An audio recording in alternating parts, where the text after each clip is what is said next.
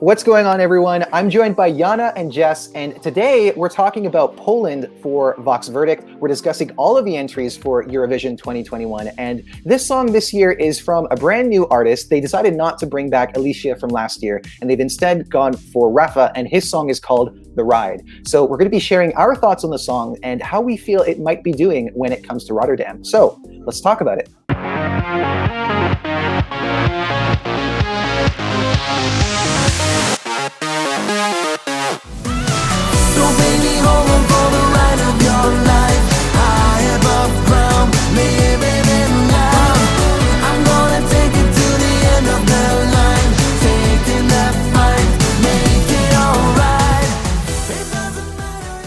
So one thing that we've been seeing across the board in Eurovision and the various national selections is this 80s revival, which of course has been something that we've seen a lot in pop music for the last few years. So it was only a matter of time before we started to see that in Eurovision as well. And this song has got a really true 80s synth pop sound.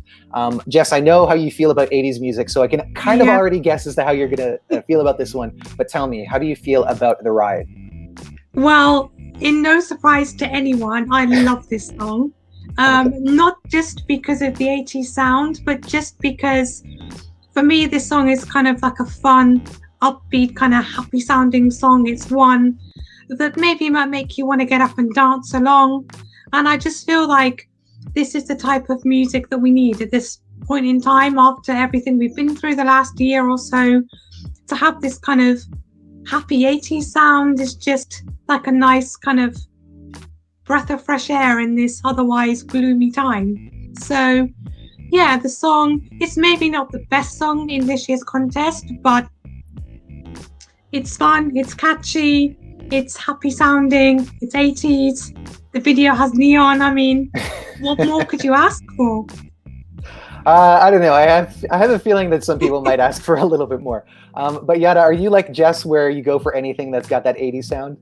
Yeah, I agree. It's really catchy, and I'm really interested in how the staging will be with all those LEDs from the music video. I mean, that would be great. I love that. But I don't really like because he used a lot of auto-tune, so I don't know. I mean, he has to sing live, and I'm not sure how his vocals are. But well, let's see. Mm-hmm. And in terms of like the musicality of the song, or is that do you like it for what it is? Yeah, I really like the rhythm and the 80s vibes. Also give me 2000s vibes a bit. But yeah, let's see how it goes. Yeah, so it's interesting because this song was one of the, not the last, but it was towards the end when we were kind of getting a lot of the internally selected songs dumped on us all at the very end before the submission deadline happens. So we've, again, seen a lot of songs that lean into the 80s or are inspired by the 80s. This one is like almost, I wouldn't call it a copy paste, but it's definitely leaning on the 80s sound more than some of the other entries are. I have to say, I do really like the melody, and I think the chorus is quite effective. I can, think of it in my mind, and it's quite easy to sing along to. For me, as somebody who, while I'm not like opposed to 80s music, I do kind of grow tired of the repetitive, 80s indulgence that we see. I do think that element of it holds it back, because I think that with the melody that this song has, it could be made into something that feels like 2021. And yeah, in many ways, I feel like this is kind of a missed opportunity to do something that's better, because I don't think that any of us see this as like a real big threat when we're talking about Eurovision winners or even top 10. I don't know, maybe we feel differently about it, but this one, I wouldn't bank on it qualifying because it does seem to be quite safe. I don't know, Jess, how do you feel about this one's potential? I mean, as much as I love this song, I do feel like the song is very repetitive and it just repeats the same kind of lyrics and the same music over and over again, which once you get to the end of 3 minutes, it's kind of getting a bit boring by that point. So I'm not sure that it's maybe enough to stand out amongst its competition in the semi-final. So I think this is going to be kind of borderline qualifier. I think it will either just make it or just miss out. Mhm. Yeah, and another thing to mention too is that this is in semi two in the first half. So in some ways, like a lot of people are currently recognizing semi two as the lesser competitive of the two. So you know, it's not going against some of the real heavy hitters. However, being in that first half and not necessarily being like a big wow song, I could see them putting this in the number 2 spot, which we know as kind of the death spot, potentially in the running order. Jana, how do you feel about this song's potential at Eurovision? Yeah, I think it's a bit dated, and I also don't think it will stand out enough because we have so many songs this year with 80s vibes, like Greece and Denmark. So I'm not sure. I don't think it will qualify. Mm-hmm. And I also want to point out too that a lot of those songs that lean more heavily on the 80s sound are also in the semifinal, and I think there's about 5 of them. So you know that might work against Poland's favor. So I don't think that this is safe by any means, but I think it's a safe entry, but safe doesn't necessarily mean that it's a qualifier. It just means that it, you know, doesn't take the risks that sometimes produce a more interesting result. So those are our general thoughts.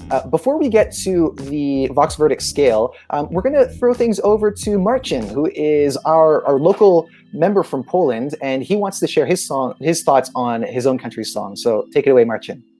Hi guys, I'm Marcin. I'm the Polish contributor in Eurovoxx, and I'm going to talk about my country's entry for Eurovision 2021. The biggest advantage of this song is the video, which show some symbols of Warsaw, and the dancers. I hope these factors will be included in the staging in May. The biggest disadvantage for me are the sunglasses, which hide emotions of RAFAŁ. This song may qualify, however I wouldn't be surprised if it didn't, so it's 3 stars out of 5 for me. Okay, so now it's time for the verdict. Jess, what emoji are you giving the song? Definitely it gets a smiley face from me, which is no surprise. Love the sound of the song, the vibe, the happiness, the positivity. So definitely puts a big smile on my face. And I have to say that I'm not surprised, but I like that you're true to yourself. Jana, what reaction do you give this song? Yeah, I give it the neutral face because I love the 80s vibes, but I really don't like the auto-tune. It's too much for me. Fair enough.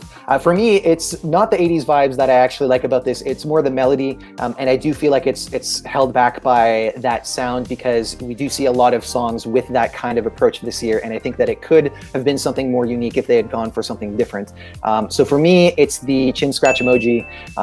Nonetheless, I'd love to know what you guys think about this song. But before that, let's get to the rest of the Eurovoxx team and see what they said.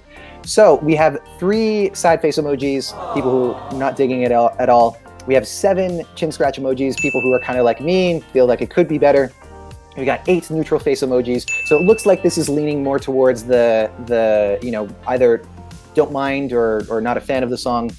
We do, however, have 6 smiley faces, so 6 people who are kind of like Jess and actually, you know, like and enjoy the song. And we also have 7 heart eye emojis, so clearly it's not one that is completely unappreciated.